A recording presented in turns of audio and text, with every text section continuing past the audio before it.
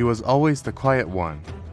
In every classroom photo, he stood at the edge, eyes half hidden behind thick glasses, smile forced, hands tucked deep into his pockets.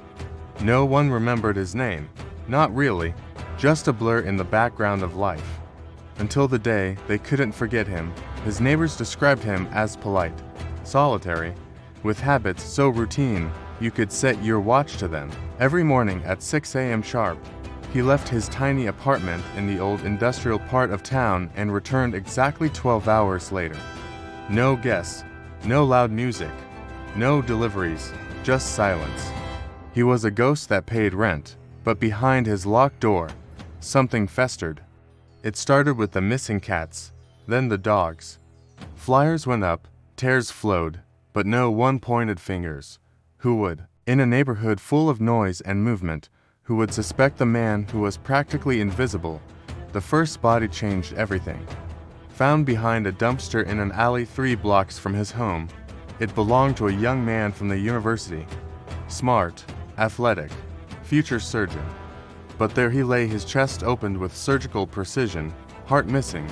No fingerprints, no witnesses, just a single red thread clutched in his lifeless hand.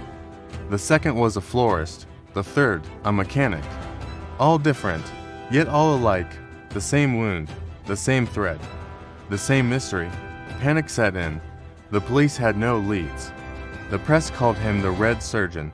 Social media exploded with theories: a failed medical student, a black market organ thief, even a ghost. But no one guessed the truth. He watched it all, on the same cracked laptop he'd owned for years.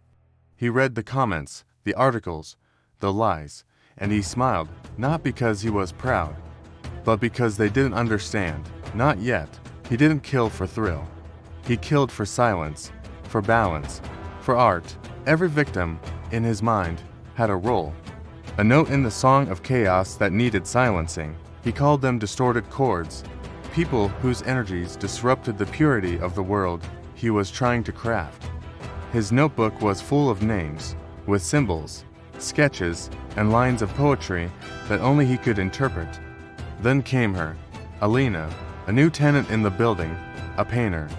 Loud, clumsy, always knocking things over, always talking. She left bright footprints in a world he had spent years making gray. At first, she irritated him. Then, she confused him. She started greeting him, smiling, leaving cookies at his door. One day, she even offered to paint him. He didn't know how to respond. He watched her from his peephole, studied her through the lens of his cracked binoculars. She didn't fit the pattern. She didn't make sense. But for the first time, he paused.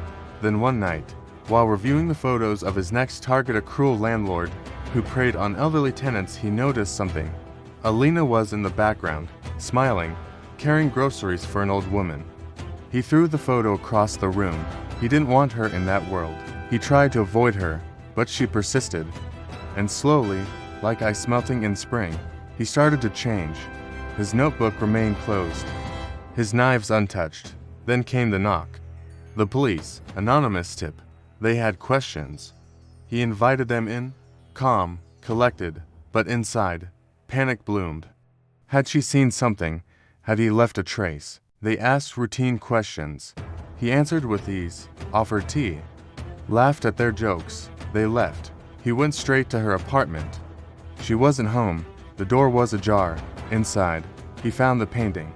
Not of him, but of a man in shadow, standing in an alley, a red thread tied around his wrist. His breath stopped. She knew. But then he saw the note taped to the back of the canvas. Even shadows deserve to be seen. He sat down. For the first time in years, he cried. That night, the notebook burned. He moved away 3 weeks later. No goodbyes. Alina never saw him again. But every year, on her birthday, she received a small, handmade box. Inside, a red thread, and a single word, greater than balanced. She never told anyone. Some stories aren't meant to be reported. Some monsters choose to vanish. Some killers, in the end, find a different kind of silence.